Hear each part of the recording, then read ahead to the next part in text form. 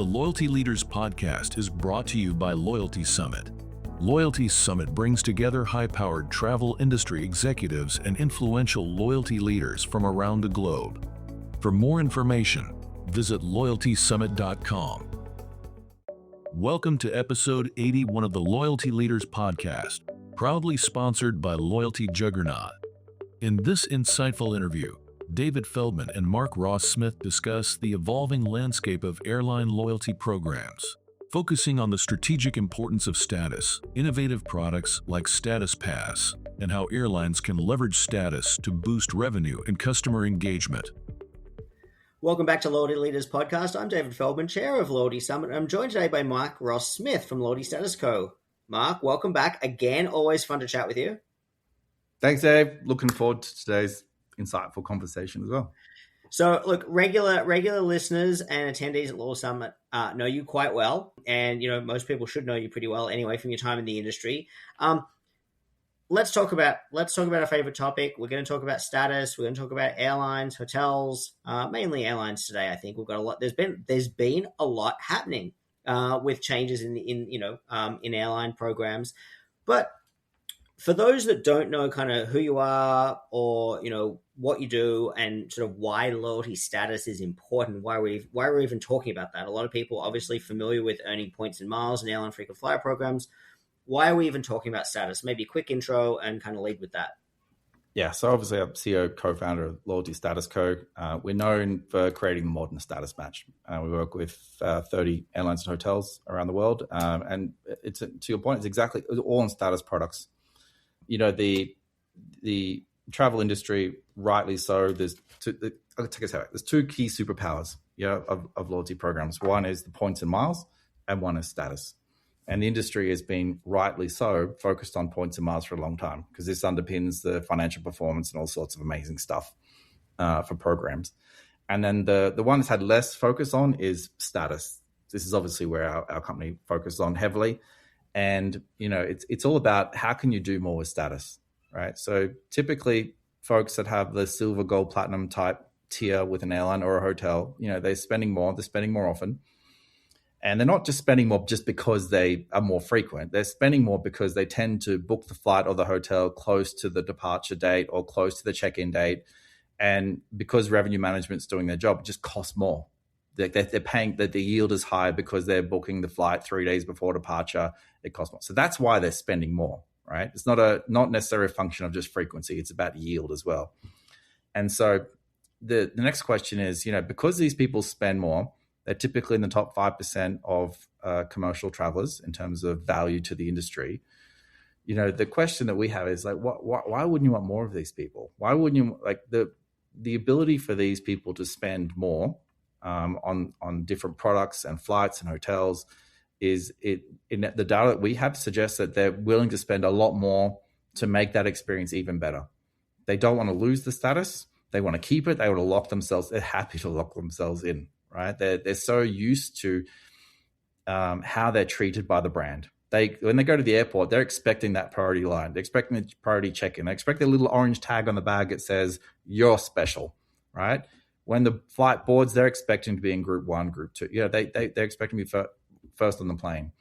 And so they become very emotionally attached to this over, time after time after time. And not only do they expect that, they also don't want to lose it. And so you've got these two sort of drivers. You got it's the carrot, right? It's the carrot sort of driving you to pull you towards it. But then you've got this, I don't know if it's a stick or not, but like there's this fear factor of losing status. Like I don't want to lose it because if I do, I've seen how bad it is with Group 97 boarding the aircraft where like there's no overhead space left. It's terrible. I want to avoid this pain as well. So you've got these two sort of drivers happening in the minds of frequent travelers. But maybe more importantly, in the minds of what we call high intent travelers. So these are people that are just coming into the status ecosystem or very valuable to the brand or could be very valuable to the brand. And the logic is like, how do you get them into this status ecosystem? How do you introduce them in a way that makes sense for them, right? And I guess that's what we're talking about today. I think the term that, we most often use is golden handcuffs, right? And it's interesting because, I think, the way people have traditionally always thought about, points and miles versus status is, points and miles is, what you earn from your shopping or using the credit card, and that's what gets you your free flights, your redemptions. But, status is what gets you the benefits, and people without status have traditionally kind of looked at status as being, I get treated like a VIP, I get recognized, I get, priority this and priority that, and I get access to the lounge, and I get treated well, and I get upgrades, and free champagne and all the rest of it. Typically, the people with status, and perhaps making an exception for people with the novelty of their very first time having it, but the seasoned travelers with status, being valuable, being in that top 5%, like you mentioned, certainly being valuable to the airline brand in terms of revenue, often they don't necessarily look at the value to them as being, I'm getting the free champagne and all the rest. It's removing the friction of what otherwise can be a very gruesome travel experience. We think about the long lines, whether it's check-in or security, it's the friction of bag fees, or how long your bag comes to come out of the carousel. Sure, boarding groups. I mean, no one necessarily wants to sit on the plane sooner, but being able to get on the plane sooner, find space for your bag near where you're seated, being able to just get yourself situated, that is valuable for people. Obviously, if your status comes with lounge access and there's a lounge available at the airport you're flying out of, that can be helpful as well. So, a lot of the benefits of status is either removing the friction for a lot of travelers or being looked after when things go wrong. You're at the top of the list in terms of getting on another flight, if your flight gets canceled or delayed and things like that. And I think that that aspect of being recognized by your airline brand by virtue of having status, it's typically not what's talked about. What's talked about is, the flashy stuff that's on the airline website, the VIP benefits, the recognition, the upgrades, the flashy stuff, not necessarily the, what I'm going to call sort of the bread and eggs part of it, which is it's removing the friction of what can be an unpleasant travel experience in a lot of ways. So the question I have for you is, I think that everything you've said makes sense to a lot of people, but the focus for many years was always on sort of the points and miles. Yes, as you said, rightly so, it underpins the financials. The major legacy airlines around the world, make billions and billions and billions of dollars from their co-brand partners, from people chasing the points and miles for free flights ultimately in the future. But status was kind of ignored. Status was always just, hey, that's for the people that are, flying every week, or the high-end consultants, flying in premium cabins.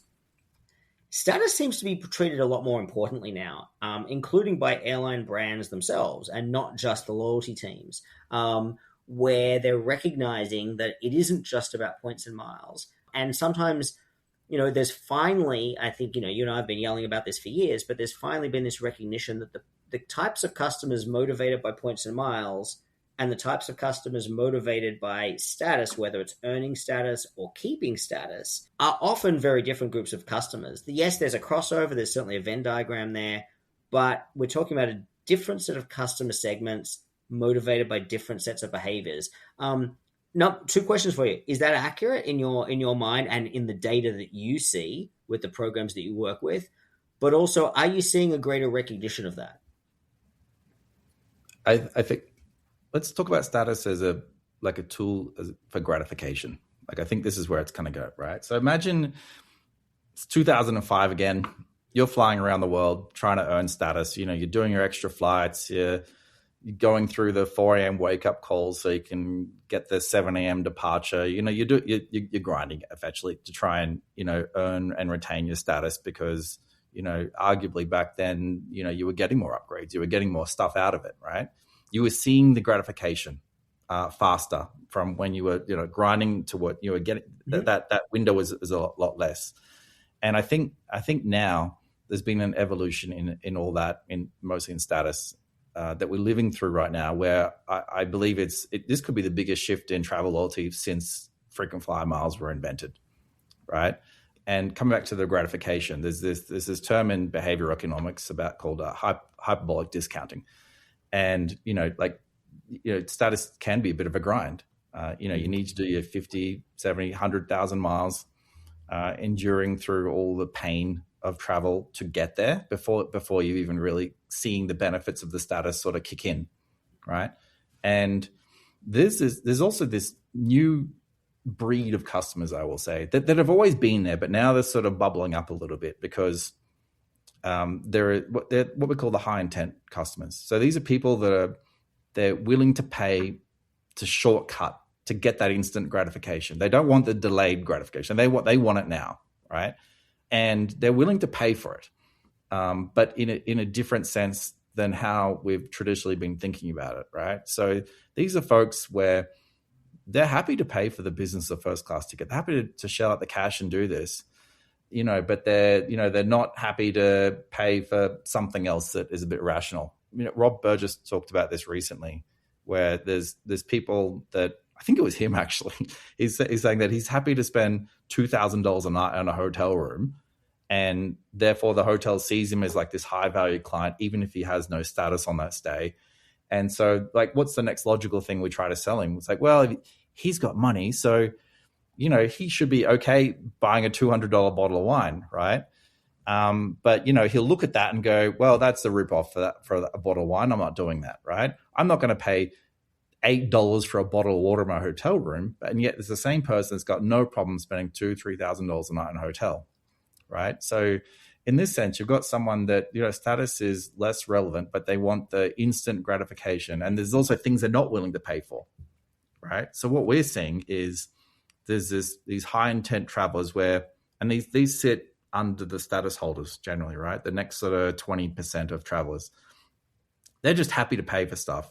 They're even happy to pay if they can get the status benefit, right? So the next question is, would they pay for status, right? And if they would, like, what are the economics behind that look like? And then how does that affect the David Feldman in 2005 and 2015 that is, grinding away, long haul flights, red eyes, and, kind of doing it, quote, the traditional way. How do these two segments work together in a way that they don't sort of compete in the eyes of the customer, and then ultimately benefit the economics for the airline or the hotel in a positive way?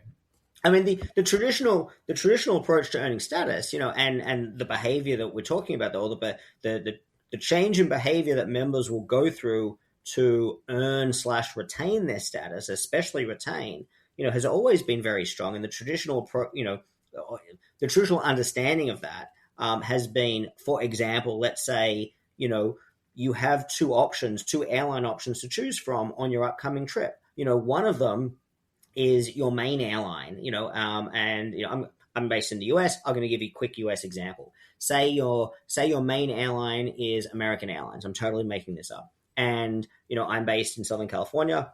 So out of Los Angeles, I have choices. I can fly not even just any of the main airlines. I can pretty much fly any airline, but it might be that where I want to go to, the only way to get there on American Airlines is with a connection, or maybe the departure time it's not perfect. Maybe it's a bit too early. Maybe it's a bit too late. Maybe I'm going to get stuck in traffic, getting to the airport to take that flight. But there's another flight. Maybe it's on Delta or United, for example, or Frontier or even Spirit, right? A non-preferred airline. And it's a nonstop.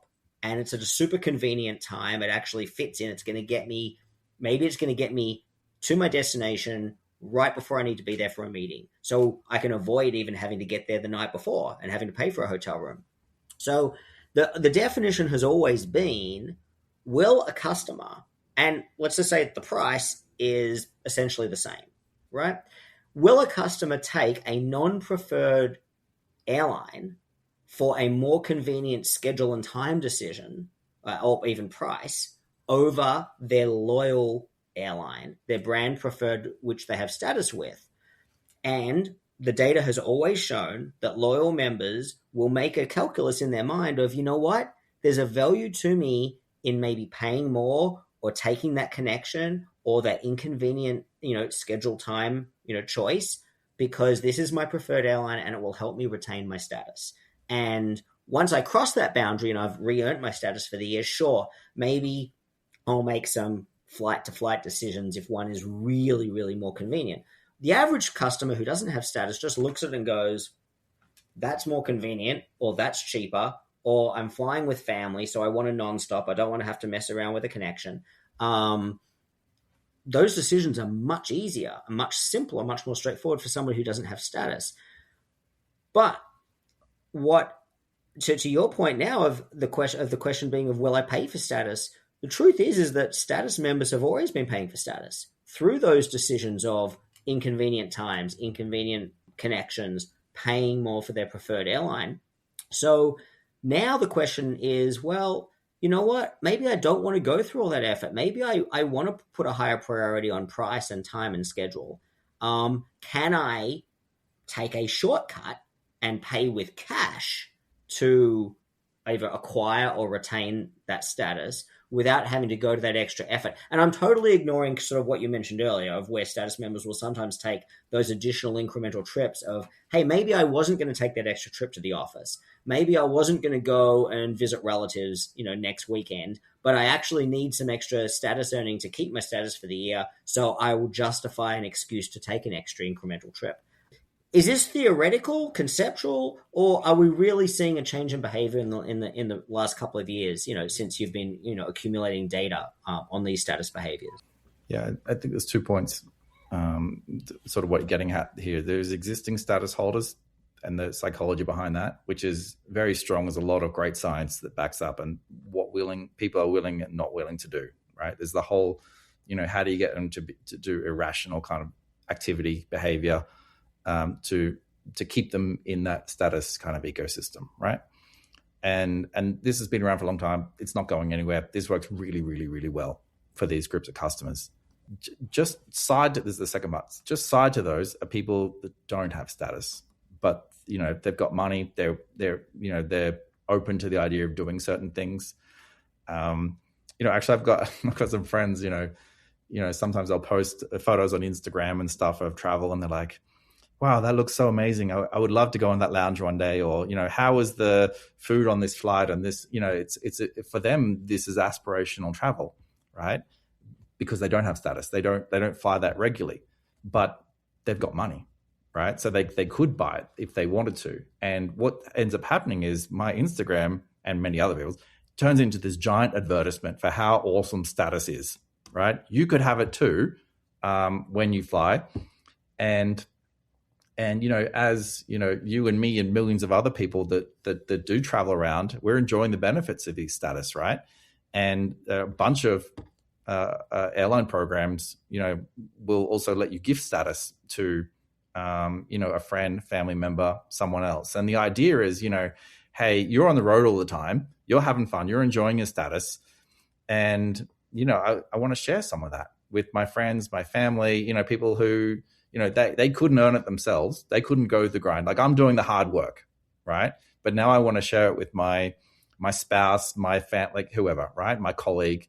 It's just so they can get a taste of it, right? And, there's probably a dozen airlines that have these kind of benefits. You hit the top tier and you can give away a free gold or a free platinum, whatever it is, right? Status. And this ties, it works really, really well, right? There's one airline I have a top tier with, and I can give away free gold status to someone else. And so I give it away to one of my friends. And, suddenly I've got, he is pestering me to make sure I keep my status, because if I keep it, he keeps his. And so now I've got two people go fly more, because I don't want to lose, as in he doesn't want to lose his gold status, right? I'm like, so now I don't want to lose mine because I'm on the receiving end of everything. And he doesn't want me to lose it either. And the airline doesn't. So now there's this pressure from everywhere on me to make sure I do it. So and this works really, really well. And you start to think about, there's a lot of us in fortunate positions where we do get to travel a lot and we do want to share these experiences, right? And typically, we can give away, call it a gold status. We can give away like one a year kind of thing. But I mean, what about if we give away more, right? What about if we give away 2 or 3 or 5 or 10 of these things, right? Because, maybe we work with a team of people and we want to, reward them for having a great year, right? Like what's the mechanism exists today to do that? It just doesn't exist, right? And we know that this idea works already, from being able to gift one to someone And typically that's, you give it to your spouse or your mother or whatever. And so, when you do go on that family trip, everyone's kind of covered, right? Or, this kind of thing. And so what if you could extend that a little bit further, right? To say everyone in your team, because you've had a great year, you got 5 people in your team. Like, can I give them status, right? Today, the answer really is no with most brands. We've seen this interesting thing. We actually created this product. It's called a status gift, effectively.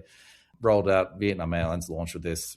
Really, really interesting. And it's exactly that idea where, you could effectively buy status for a short time frame and you could gift it out to someone. So, for this certain time frame, they can enjoy some of the perks that you get when you travel. And, this is about sharing at this point. I mean, yes, you're paying for it for them, and they can continue to enjoy it after that period of time by paying for it themselves, or you can pay for it. You could pay for the ongoing benefit, right? And, you pay more for it. There's a premium on it, but it's a way for them to see and feel like it's that feeling experience. You think the first time ever that you hit gold or platinum status, right? You go into that business or first class for the first time ever, that buzz you had inside, right? It was this amazing feeling. I remember the first time I went to airline lounge when I had status, and there was a bar there, and I'm like, I wouldn't mind a drink. I didn't know if you had to pay for drinks or not. This was a Qantas club in Australia, right? I had no idea because I was so excited just to be in there, right? And then when I found out it was free drink, wow, that was mind blown. Like, I can't lose this status. And, it creates this excitement inside and a bit of like, wow, this is cool. I'm part of the club now, right? Doesn't matter how I got into this club of status. I got into it, right? Did my employer give it to me because I performed really well at work? Or, was it a birthday gift, or was it a, graduation? There's this gifting element, right? And, you could go give someone a Amazon gift voucher for their birthday, and it's pretty lame if you think about it.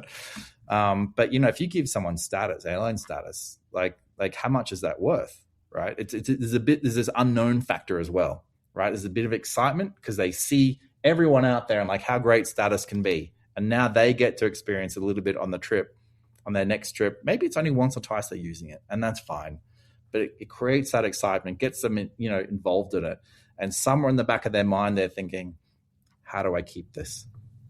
Yeah, absolutely. And it's, I had a question just as you were sort of talking there, the gifting aspect is super interesting. And you're right, because a lot of programs do allow at a certain level that you can gift a status, and it might be because you've gone over and above the regular status requirements for yourself, that there's sort of this extra milestone award, that you can gift a lower status or even the same status to somebody else. And often it's maybe perhaps to a family member or, or as you say, a family member friend. Maybe they've got a big trip coming up, and that status can be, really, really tangible for them. The product that most people know you for is Status Match, and that was sort of the when you first got into the business of status, as I'll call it.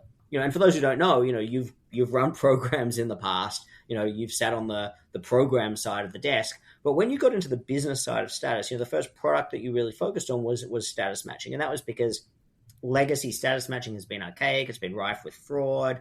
It's been difficult. There's been a lot of friction. It takes a lot of time. And the idea behind it, for those who aren't familiar, is really simple. Is if you are, to use my example earlier, if I'm loyal to American Airlines, for example, but you know what, maybe the office that I'm traveling to now, maybe the office has moved or whatever else. And you know what?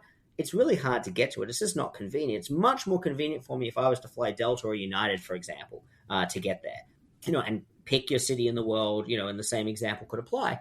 But I don't have any status on United. So if I was to maybe switch airline, I'm going to spend the whole year, grinding up and sitting down the back and, being in the last boarding group and, having to pay for bags and being at the back of the security line and everything else until finally I might be able to earn that status. Now, then the following year is great. I've got that status. So the idea of status matching, is that level of friction is too great. So people just aren't going to change airlines. So from United's perspective in that example, that is just, it's a challenge because they have this barrier, this hurdle in acquiring that competitor's customer.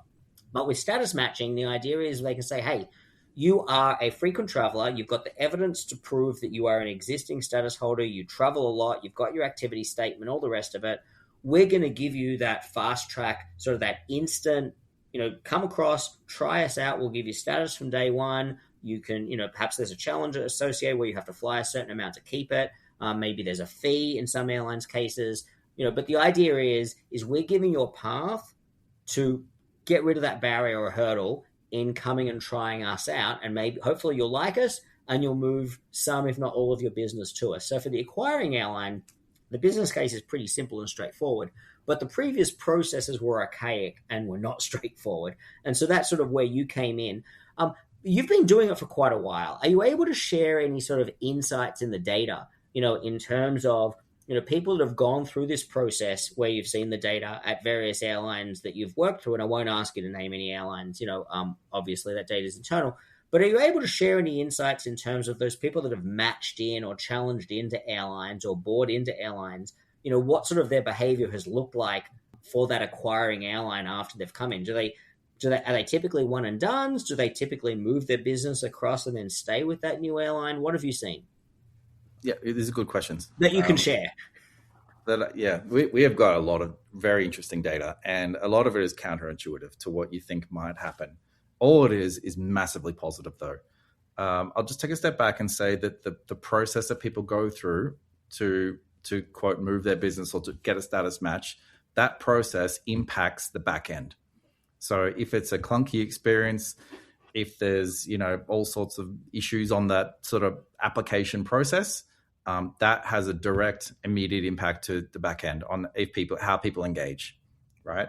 So we make it a very slick, very seamless, very fast, simple process. You don't give your passwords out to us. We don't want that. We make it very, very easy, right? And that's like the big key to start with.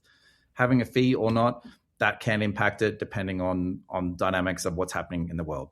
Sometimes it can be positive, sometimes it can be not, and we know how to guide brands around that, and what works best, just because we've got so much data on knowing how to position the brand in the right way, right? Because ultimately, everyone wants a good experience. Yeah, the customer coming in, they want a nice, seamless onboarding brand. It's maybe the first time they're considering flying with this airline, right? And so you want that really beautiful, slick, perfect brand experience, right? The airline wants that as well, obviously, because they're attracting this new customer in a different way, in a way that this person may not be attracted through discounts or something else, right? So it's a different type of mentality coming in there. So these things they do play a part in results as well. Also depends what the offer looks like, the market, the dynamics. There's multiple things. So you can't sort of say, if you launch this, you will get this. There's so many nuances in that. And navigating through those is part of our specialty and what we bring to the table that you traditionally don't see anywhere else, right? With that in mind, there are some really cool things that I could share.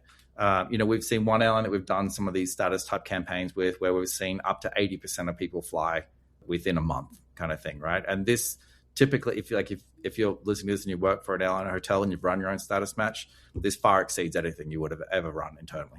Right. And that's because of the part of the process, part of communication to the customer and how that happens. And then what we call bringing on the right customers, right? Just because someone has status at a competing carrier does not mean they're going to fly you. You need to be able to determine the right type of customer, where they're living, where they're not living. There's a bunch of other variables that we look at to ensure you're getting the highest quality possible person you can absolutely get. Right, that really is our focus. The last thing you want is a bunch of nonsense people coming in, and you've suddenly got to service them. They're just using the status for something that is not desirable. This is not what you want, and this is even if they've got status somewhere else, right? So it's about understanding the intent of the customer and bringing them into the program in the right way. So we've seen up to 80% of people do that. One other airline we've seen just over 70% of people retain status the following year. As well. Again, this is very high versus what you would have seen in previous years, sort of using other solutions or in-house stuff, right? I actually just got a message just before we started recording this about someone had sent a screenshot of an email they got from an airline, and it said a known airline in Alliance, and they said, thank you for your application process. We'll let you know in 4 weeks the outcome of this. And this is just due to their internal process of how they do things. Actually, this airline works with another company, and this is just not an ideal experience, right? If you've got status for an airline, presumably you're spending 5, 10, 20, 50, a lot of money. You're in this top 5% of customers. And, there's expectations that come with that of being a top value customer. And, you need to treat people appropriately and make sure that process is slick and fast and all sorts of stuff. Status Match, it is the bread and butter of stuff. We've obviously expanded beyond Status Match. Status Match is a very important part of status. We've got 4 or 5 things sort of going on now. And really this is about opening the lenses and broadening the thought on like how you can capture people into the airline, like high value, high intent people into the airline that ultimately, it's actually ultimately about driving yield and into these seats, right? It's almost, it's like kind of loyalty and revenue management being friends at this point, once the mechanism is done in the right way. And so, Status Match does really well on that. We've got, subscription products that we run really well. Obviously, you got the Status, pass and gifting stuff that we just launched as well. And so all of these holistic, I don't want to turn this into a giant advertisement because I'm not trying to do that, but it sounds like it. All these things, they really do though. They all combine together and it's this like monster powerhouse of status stuff. And what that does is it's bring up stat, because you got points and miles status, right? It's bringing up status to a more evolved space to where points and miles are today. Right. And this is what brands, they're starting to see the light. They're starting to say, we've done really well with points and miles and credit cards. Mm-hmm. Awesome job. And now we're starting to do the same thing with status. And it takes more than just Status Match to get there, but it is a really good starting point. No, I think you're right. And, you and I have joked for years, if your loyalty program isn't making you money, you're not doing it right. And this has always been true. And I think you're right, is that for many years now, although, I think back 10 years ago, and I spent a lot of time, as did you and many others in the industry, shouting at the wind to get people to understand just how valuable these programs were and how valuable the revenue streams from credit card partners, were. Now everybody's aware of that. It's well accepted. I don't have to shout at the wind like we did 10 years ago to get people to understand that these are valuable, and the takeaway lesson is be careful messing with your program, because if you upset that delicate balance, you actually could cost yourself more revenue coming in from partners. But there has been this reticence to understand the value of status. And I think there's always been this, inside airline boardrooms, there's always been this understanding of, our status members, they're our corporate managed customers. We look after them, we treat them like VIPs. It's all just part of that process. And I think there's been this very slow recognition of these behavioral traits like we've talked about. And it's not always your top corporate managed customers. Yes, your status members typically responsible for your top few, maybe 5% of your revenue across your airline. They're incredibly valuable, but they're not all corporate managed customers traveling in first class. A lot of them are middle tiers. They're self-managed business travelers, self-funded business travelers, or even leisure travelers that just, maybe they're retired, or maybe they just, they're traveling with family and they value, they value removing some of that friction from the experience. The reality is, maybe they have family spread across different cities and they like to travel and actually spend time with family regularly. There's lots of different groups of segments. And there's been this belated recognition that these customer segments are valuable and that status is an incredibly powerful lever to be able to move the needle in terms of revenue. So I don't think there's anything, airline brands should, and hotel brands for them, should not be shy about, using those levers to help motivate the behaviors from your customers. And if you do it the right way, it's not exploiting these customer segments. It's actually giving customers what they want, and they want to engage with your brand and be loyal to your brand. It can be a win-win. And if there's partners involved, it's the triple win. It's the win-win-win. One question I did have from you, we talked a little bit about Status Match and some of these insights. I did see a post on LinkedIn recently about a new product that you guys were talking about called Status Pass. Could you talk a little bit about what this is and sort of what this thinking and concept, behind this is?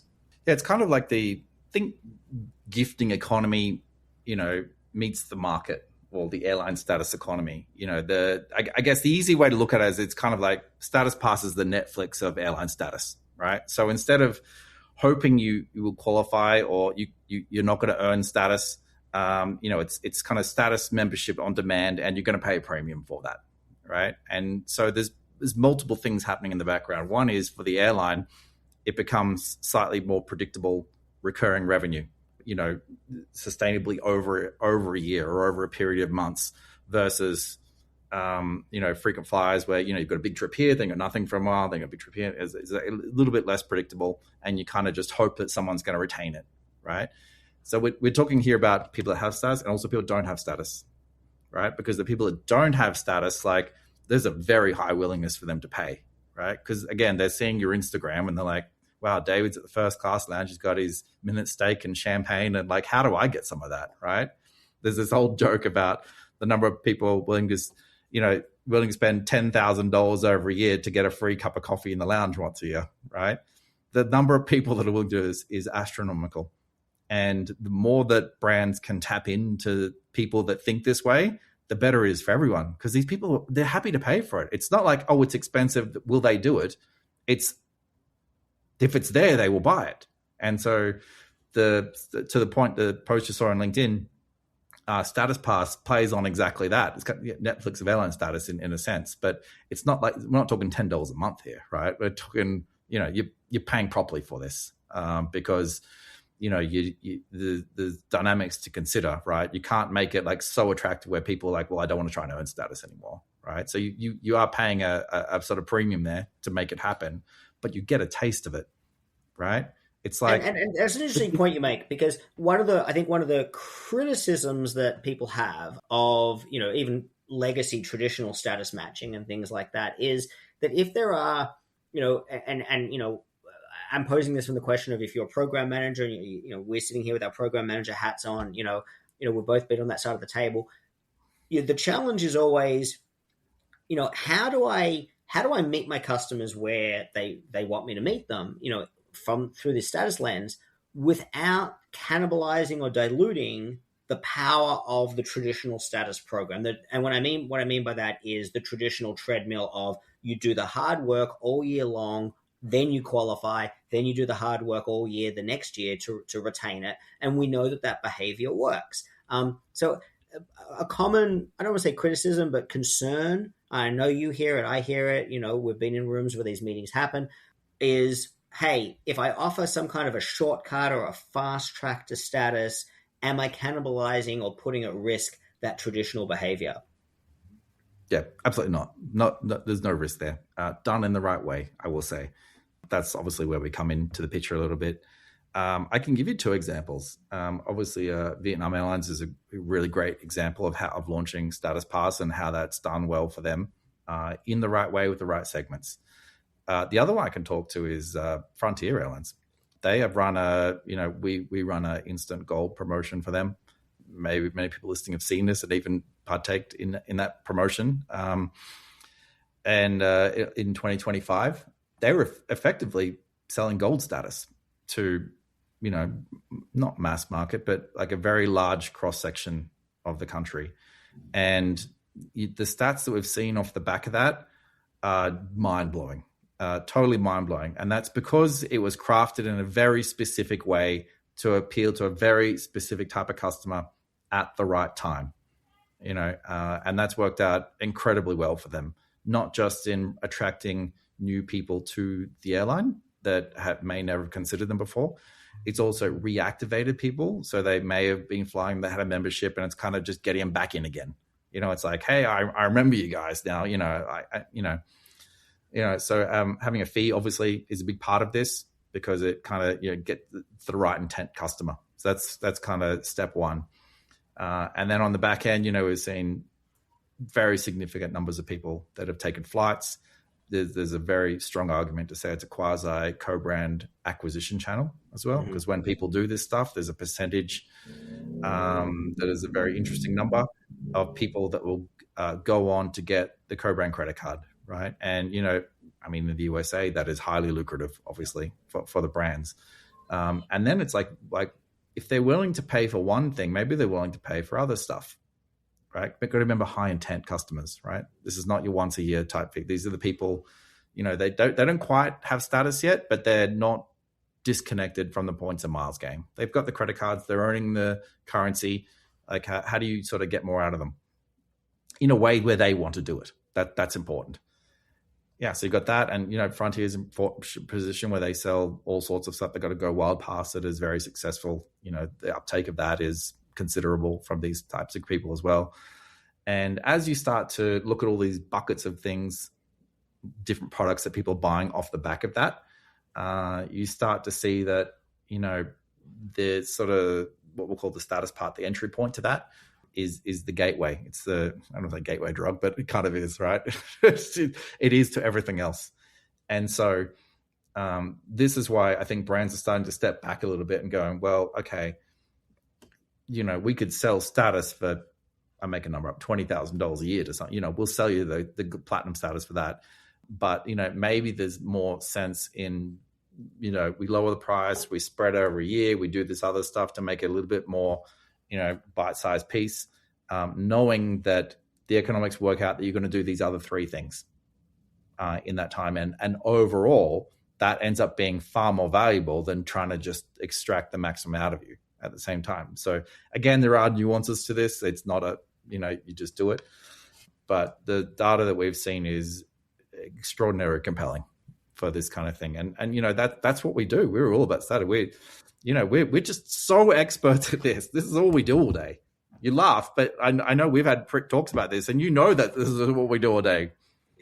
I think I skipped breakfast today to think about status, right? So I think you and I've been talking about status for many years, Mark. So I get that. And look, some of those insights are fascinating. And I think the takeaway that I got from everything you talk about there is, to state the obvious, it's never one size fits all. And this was never the case with a legacy approach to these programs either, or these strategies. It's certainly not the case now. But it's fascinating. It's fascinating to hear just some of those positive, flip side results that you're seeing. Even co-brand acquisition. Obviously, if you're at a co-brand heavy market, not just the US, but obviously the US is always, the one everyone thinks of the most. Everything is about how do I get people into that co-brand funnel. Free Wi-Fi on the airplane. Guess what? You got to be a member of the program. Guess what? If you're a member of the program, I can now market the co-brand product to you. Everything is about getting people into that funnel. So, the reality is if you can get, as you say, high intent customers that have already got a proven propensity to engage with an airline brand on a regular basis, not just once every couple of year trip, these people are the ones with the highest propensity to take up a co-brand card. So if you can get them into your system, if you can get them to have some affinity for your brand, and even better if they've bought in before their first flight. Now they're engaged. I don't like using the cliche, but in another vertical, people say it's the Amazon Prime effect. It is. Once people have an invested interest, there is behavioral psychology behind that proves that people will be inclined to engage further. It's just the way it works. So, that is that some of those results are fascinating. Thank you always for joining. I appreciate you sharing a little bit of insight into some of those new products as well. I did see that post, and so I know I wanted to ask you about that, and definitely watching this space to sort of see more of that. You're a regular at Loyalty Summit. We look forward to having you again there, and no doubt we'll talk on the podcast again soon as well. Thanks so much, Mark. Thanks, David. Been fun. Thanks for joining us on the Loyalty Leaders Podcast, proudly sponsored by Loyalty Juggernaut. For more information on Loyalty Summit, visit loyaltysummit.com.